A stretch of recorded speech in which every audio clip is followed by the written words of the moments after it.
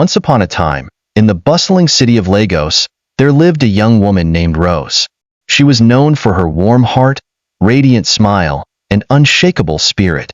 As a mother to two adorable children, 3-year-old Toby and 1-year-old Zara, Rose poured her energy into nurturing her family.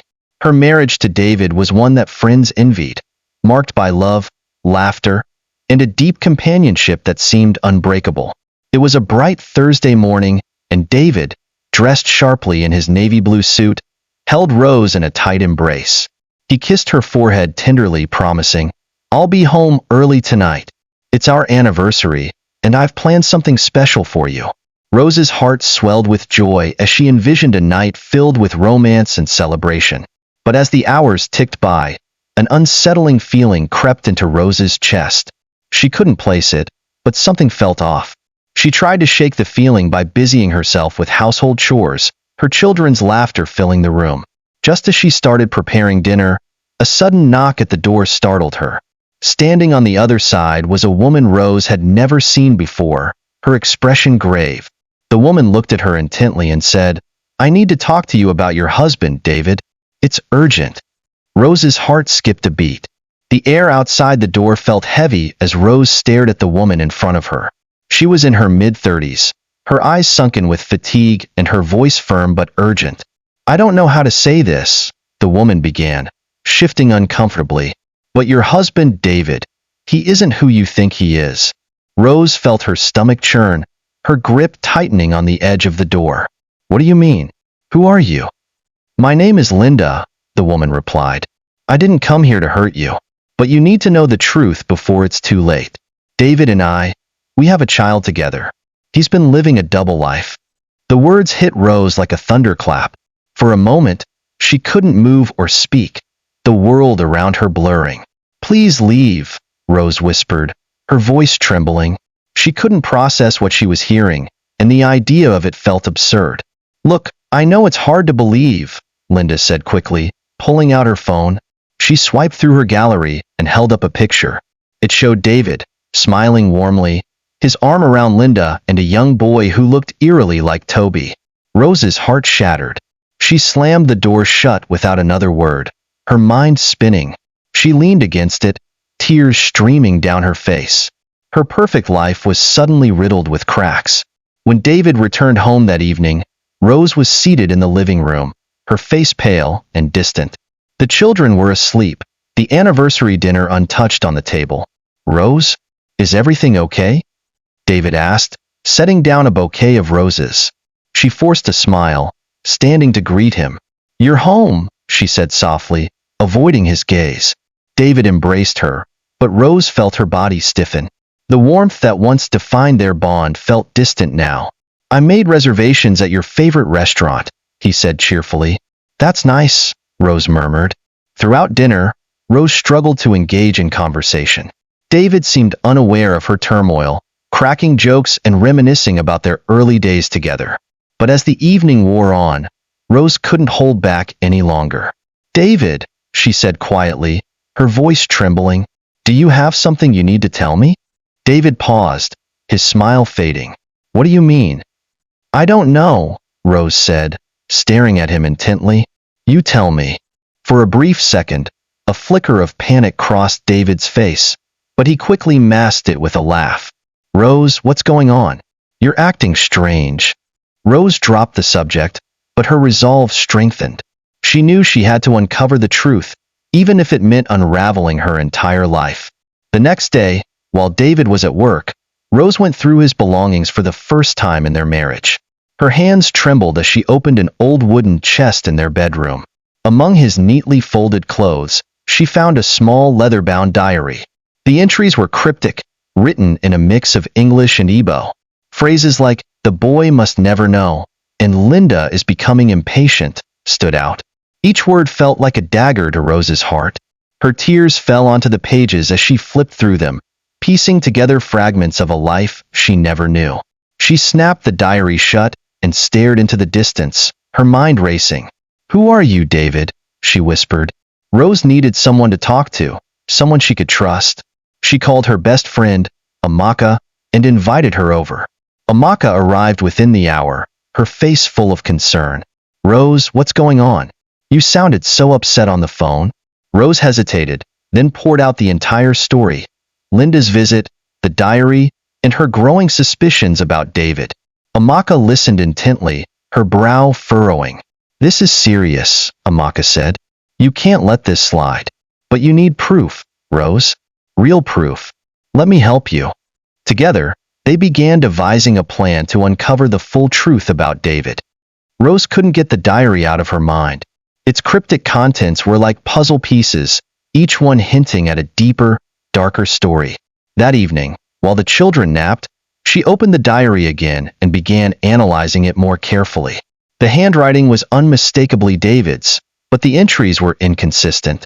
Some pages had detailed descriptions of events, while others only contained single sentences or fragmented thoughts. One entry stood out. "If Linda speaks to Rose, everything will fall apart. I can't let that happen." Her chest tightened. The date on the entry was from 2 weeks earlier. It wasn't just his past she had to worry about. David had been actively hiding things, even now. Another entry read, "The money for the other house is running out. I need to think of something before she notices." Rose's mind raced. Another house? She knew she couldn't face David without knowing more. She needed evidence, and she needed answers. The next morning, Rose decided to run errands, hoping the routine would calm her nerves. At the busy Lagos market, she overheard two women gossiping loudly near a vegetable stall. "That man is something else," one said, shaking her head. "How can someone manage 2 wives in the same city and think no one will find out?" Rose froze. Could they be talking about David? She moved closer, pretending to inspect tomatoes. "I hear his first wife doesn't even know about the other one," the second woman said. "Men these days are bold." Rose felt dizzy. She didn't ask questions. She couldn't. Instead, she hurried home, her heart pounding. The walls of her life were closing in. That night, Rose decided to search online for any records of David's financial dealings. With Amaka's help, she dug through property databases and social media pages, looking for anything that might connect David to this supposed other house. After hours of searching, Amaka gasped. "Rose, look at this." On a real estate site, they found a listing under David's name. The address was in a neighboring city, just 2 hours away. It was a modest but well-kept duplex. "Do you recognize this place?" Amaka asked. Rose shook her head. "I've never been there." Amaka grabbed her hand. "Then we need to go." Unable to wait, the two women left for the address that same night. Rose was nervous but determined. They arrived at the duplex around midnight. The house was dark, but a faint light flickered from one of the upstairs windows. "Stay here," Rose whispered, stepping out of the car. "Are you crazy?" Amaka hissed. "I'm coming with you." They crept toward the house, their footsteps barely audible on the gravel driveway. Rose knocked hesitantly on the door. For a moment, nothing happened. Then, the door creaked open slightly, revealing Linda. "You shouldn't have come here," Linda said, her face pale. "Who lives here?" Rose demanded, her voice trembling. Linda hesitated, then opened the door wider, revealing a child sitting on the couch. The boy looked exactly like David. There was no denying it. When Rose returned home the next morning, she found David gone. His belongings were untouched, but his phone was switched off, and his car was missing. Amaka stayed by her side as she tried calling him repeatedly, but there was no answer. Hours turned into days, and still, David didn't return. Rose began to panic. Had he found out about her visit to the other house? Was he running away from the confrontation he knew was inevitable? She filed a missing persons report with the police, but deep down, she knew he wasn't missing. He was hiding. A week later, Linda called. "We need to talk," she said. They met at a quiet cafe, where Linda finally revealed the full extent of David's deception. He had been with Linda for 5 years before marrying Rose, promising her that he would handle the situation. Linda had no idea he had married someone else until after their son was born. "He told me he loved me," Linda said bitterly. "But when I found out about you, he said I was imagining things. He made me feel crazy." Rose felt a mixture of anger and sadness. She wasn't the only victim here. When David finally returned home, Rose was ready for him.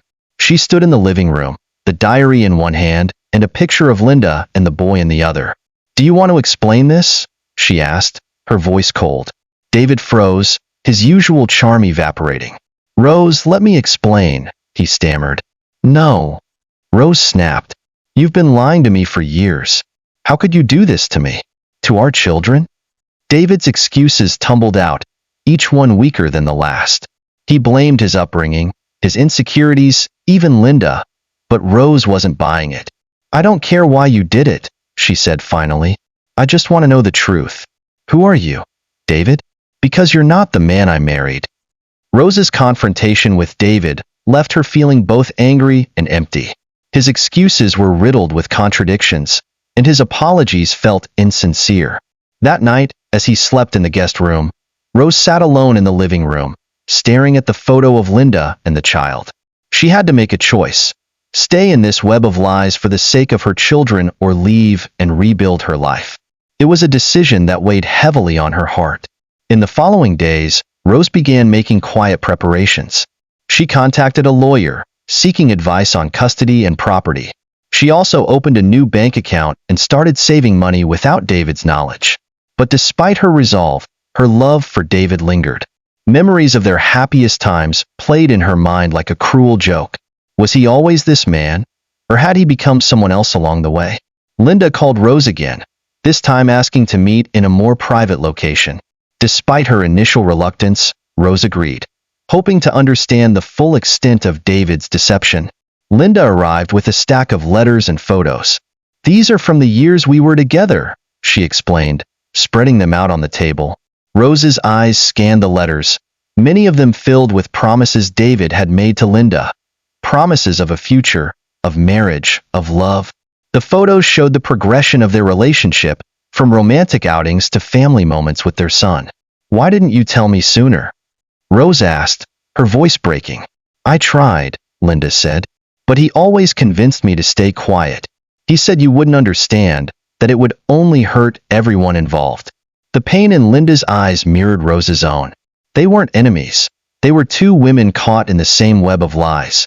That night, Rose sat David down for one final conversation. "I want to know everything," she said. "No more lies." David hesitated, but eventually began to speak. He told her about his troubled childhood, growing up in a broken home with an absent father and a controlling mother. He admitted that his fear of failure and rejection had driven him to make reckless decisions. "I didn't want to lose you," he said, tears streaming down his face. "But I didn't know how to fix the mess I'd made." Rose listened quietly, her emotions a storm inside her. While she empathized with his struggles, she couldn't excuse his betrayal. "Your pain doesn't justify what you've done," she said firmly. "You've hurt too many people, David, including your children." After her conversation with David, Rose realized she couldn't wait for him to change. Her children deserved stability, and she deserved peace.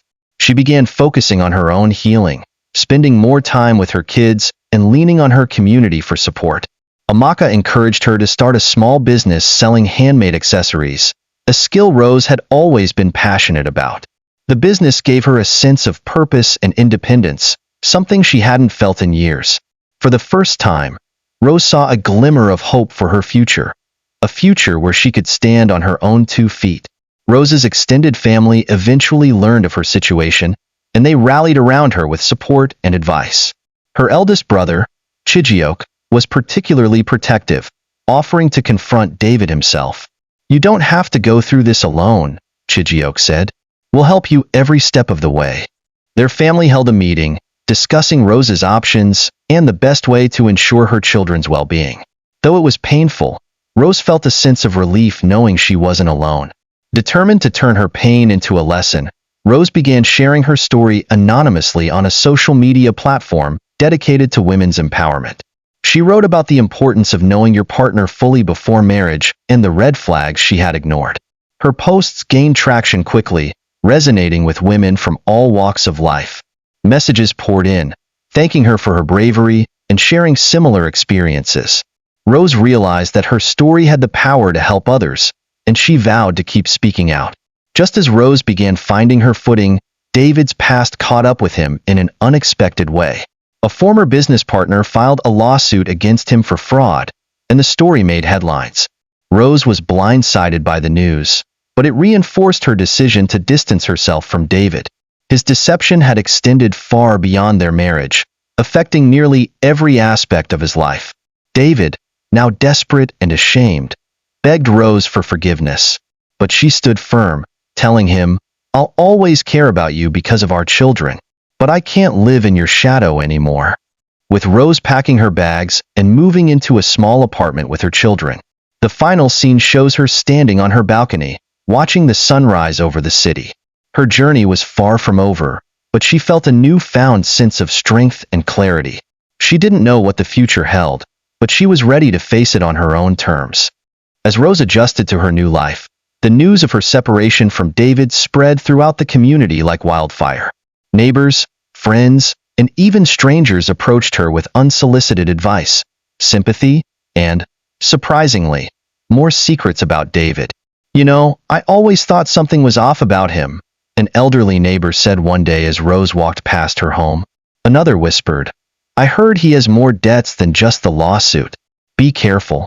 Each new revelation left Rose stunned, but also validated her decision to leave. It was as though the community had always known pieces of the truth she was only now discovering. Despite the whispers, Rose held her head high, refusing to let the gossip define her. Instead, she focused on creating a safe and loving environment for her children, determined to shield them from the chaos. One evening, as Rose was preparing dinner, her phone buzzed with a message from an unknown number. "Hello, Rose. My name is Sandra. I think we need to talk. It's about David."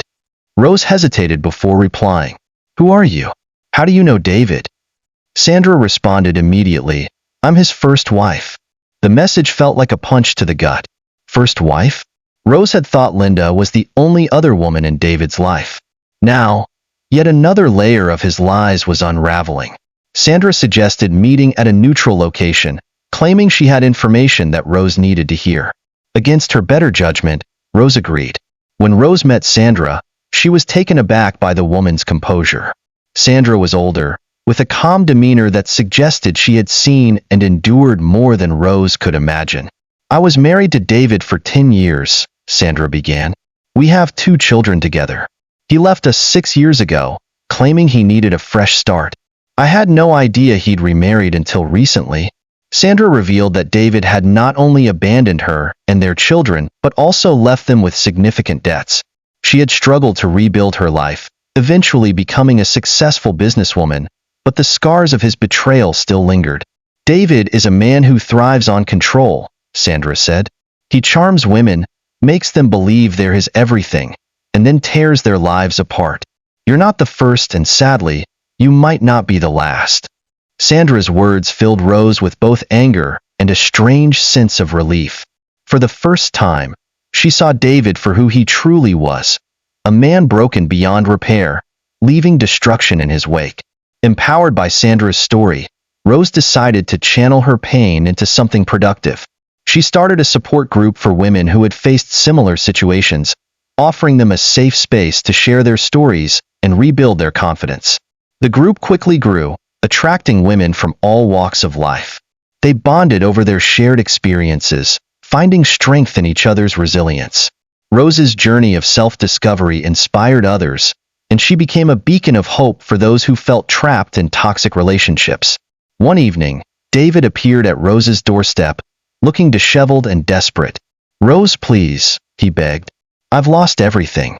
I need you." Rose looked at him, her heart aching despite everything he had done. "You don't need me, David," she said softly. "You need to fix yourself, and I can't do that for you." David tried to argue, but Rose stood her ground. "Our children will always need their father," she said, "but I can't let you back into my life. Not like this." It was a painful goodbye, but Rose knew it was necessary for her own growth and the well-being of her family. Months passed, and Rose's life slowly began to stabilize. Her business flourished, and she found joy in the small moments with her children. Toby's laughter, Ada's curious questions, and the quiet peace of their new home. Though the scars of her past remained, they no longer defined her.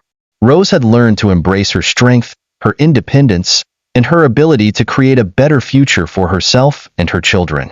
Life was beginning to feel normal again for Rose.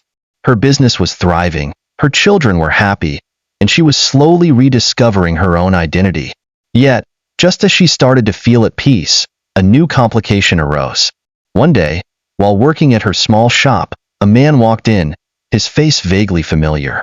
He was tall, with a quiet confidence that seemed unnerving. Rose felt her stomach churn as he approached the counter.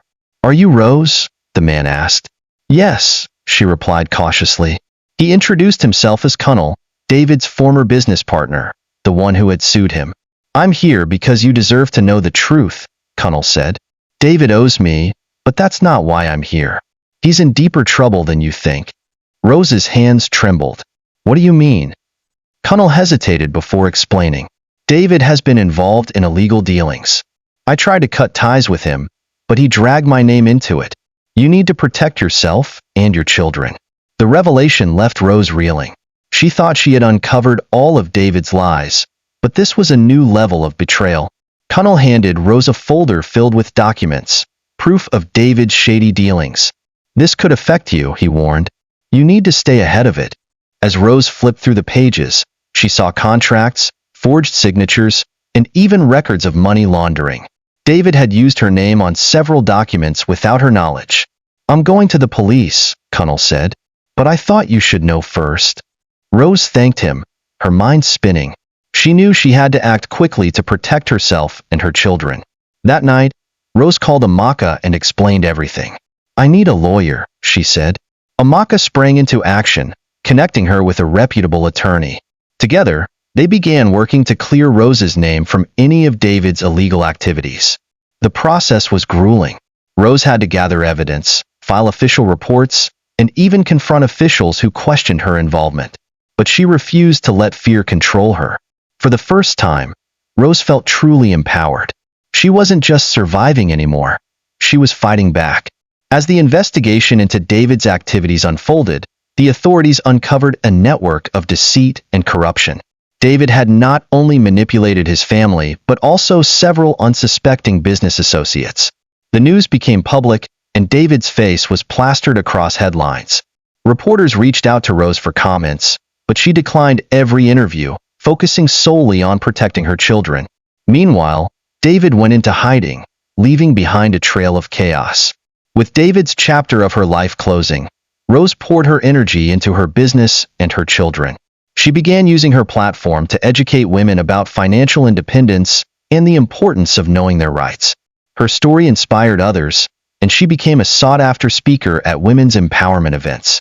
Each time she shared her journey, she felt lighter, as though the burden of her past was finally lifting.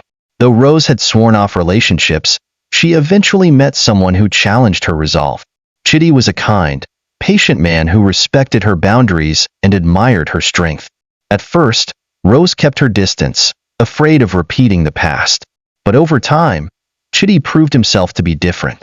He encouraged her dreams, supported her children, and showed her what genuine partnership looked like. Rose hesitated to call it love, but she allowed herself to hope. Just when Rose thought her life was finally settling, David resurfaced. He showed up unannounced one evening, looking disheveled and desperate. "I need your help," he pleaded. Rose felt a mixture of anger and pity. "After everything you've done, you think I'll help you?" David's eyes filled with tears. "I've lost everything, Rose. You're the only person I have left."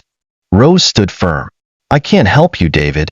You made your choices, and now you have to face the consequences." It was a painful moment, but it solidified Rose's decision to move forward without him. With Rose standing in her shop, surrounded by customers and friends, her children played happily in the corner, their laughter filling the air. As she looked out the window, Rose felt a sense of peace she hadn't known in years. The scars of her past remained, but they were no longer chains. They were reminders of her strength and resilience. Her journey wasn't over, but she was ready for whatever came next. Rose's newfound peace was short-lived. One evening, as she locked up her shop and prepared to head home, a black SUV pulled up next to her. Two men stepped out, their faces cold and expressionless. "Mrs. Rose," one of them said, his tone calm but menacing. "We need to talk about David." Fear gripped her, but she kept her composure. "I have nothing to do with him anymore," she replied firmly. The man smirked. "That's not what his documents say. We know you've been clearing your name, but there are still questions you need to answer." Before she could respond, one of the men handed her a small envelope. "Read it. We'll be in touch." As they drove off, Rose's hands trembled as she opened the envelope. Inside was a letter detailing an ultimatum: provide information about David's whereabouts, or risk being implicated in his crimes. Terrified, Rose immediately called Amaka and shared what had happened. Amaka urged her to stay calm and suggested involving the police immediately. Together, they reported the incident and handed over the letter. The authorities assured Rose that she was under their protection, but the encounter left her shaken. That night, as she lay in bed, she couldn't help but wonder, how far would these men go to find David? And why were they so desperate? Determined to protect herself and her children, Rose began digging deeper into David's past. She revisited old memories, documents, and even spoke with Sandra and Linda again. It became clear that David's shady dealings extended far beyond what she initially thought. He had ties to dangerous individuals who wouldn't hesitate to harm anyone in their way. "I need to know everything," Rose told Connell during a secret meeting. Connell hesitated before revealing that David had stolen money from powerful people and was now a fugitive. "They think you know where he is because you're his wife," he said. "But if you don't cooperate, they won't care about your innocence." One afternoon, as Rose picked up her children from school, she noticed a car following them. Her heart raced as she tried to lose the vehicle, taking a longer route home. When she finally arrived, she locked all the doors and called the police. But the incident made her realize that her children were no longer safe. "I can't let them get caught up in this," Rose said to Amaka. "I need to get them somewhere safe." Amaka suggested sending the kids to stay with their grandparents in the countryside until the situation calmed down. Though it broke Rose's heart, she knew it was the best decision. Out of desperation, Rose confronted David directly. She found him hiding at an old friend's house, looking more defeated than ever. "You've put our children in danger, David," she shouted, tears streaming down her face. "How could you?" David tried to defend himself, claiming he never intended for things to go this far. "I just needed time to fix everything," he said. Rose laughed bitterly. "Fix everything? You've destroyed everything." In that moment, she realized there was no saving David. He was a man who would always prioritize himself over anyone else. Rose returned home that evening with a renewed sense of purpose. She couldn't change the past, but she could control her future. She began working closely with the authorities, providing them with any information that could help them locate David and dismantle his network. At the same time, she doubled down on her efforts to protect her family. She installed security cameras, changed her routine, and even hired a private investigator to ensure her children's safety. Just when Rose thought she had done everything to protect herself, a new threat emerged. Someone began sending her anonymous messages, warning her to stay silent. The messages were vague but chilling. "Stay out of this, or you'll regret it." At first, Rose tried to ignore them, but when she found a note slipped under her door late one night, she realized the situation was escalating. She called the police, who advised her to take additional precautions but admitted they couldn't offer round-the-clock protection. Amaka insisted that Rose and the children come stay with her temporarily, but Rose refused to uproot her life again. Instead, she hired a security consultant who helped her reinforce her home's defenses and taught her basic self-defense techniques. While it gave her some sense of control, the fear lingered. As Rose continued to navigate the chaos, she noticed something troubling. Someone close to her was leaking information about her movements. At first, she suspected Connell, but he vehemently denied any involvement and even provided evidence of his innocence. It wasn't until she overheard a hushed phone conversation at her shop that the truth emerged. One of her employees, Clara, had been passing information to David's enemies in exchange for money. Heartbroken, Rose confronted Clara. "Why would you do this? I trusted you." Clara broke down, confessing that she was desperate to pay off her own debts and never intended to harm Rose or her children. Rose fired her immediately, but chose not to involve the police. "You're lucky I don't have the energy for revenge," she said coldly. "Stay out of my life." The authorities finally tracked David to a hideout in a nearby city, thanks to information Rose had provided. However, when they arrived to arrest him, he was gone, leaving behind a chaotic scene of shredded documents and destroyed property. It became clear that David had made a desperate move. He had tried to flee the country but was intercepted at the border by customs officials. The news brought Rose a mix of relief and sorrow. "Maybe this is the end," she whispered to herself. David's arrest became a media sensation. Details of his crimes were splashed across headlines, and reporters hounded Rose for statements. While she tried to maintain her privacy, the media's relentless coverage began to affect her business. Customers grew wary, and her sales declined. Amaka suggested turning the negative attention into an opportunity. "Tell your story," she said. "Show people your strength." Reluctantly, Rose agreed to a controlled interview with a trusted journalist. She spoke about her journey, focusing on her resilience and her mission to empower other women. The interview went viral, and public support began pouring in. People admired her courage, and her business slowly started to recover. One day, Rose received an unexpected letter. It was unsigned but contained valuable information about David's hidden assets, accounts, and properties he had kept secret even from her. The letter came with a warning: "Use this wisely. He doesn't deserve your loyalty." Rose was skeptical but decided to investigate. With the help of her lawyer, she managed to recover some of the assets, which she immediately placed in a trust for her children's future. But the question lingered: who had sent the letter? Though life remained chaotic, Rose began to feel a sense of stability returning. She reconnected with her children, who had been staying with her parents, and worked hard to rebuild the trust they had lost during the turmoil. One evening, as she read bedtime stories to Toby and Ada, her son looked up at her and said, "Mommy, you're the strongest person in the world." The words brought tears to her eyes. For the first time, she truly believed she could overcome anything.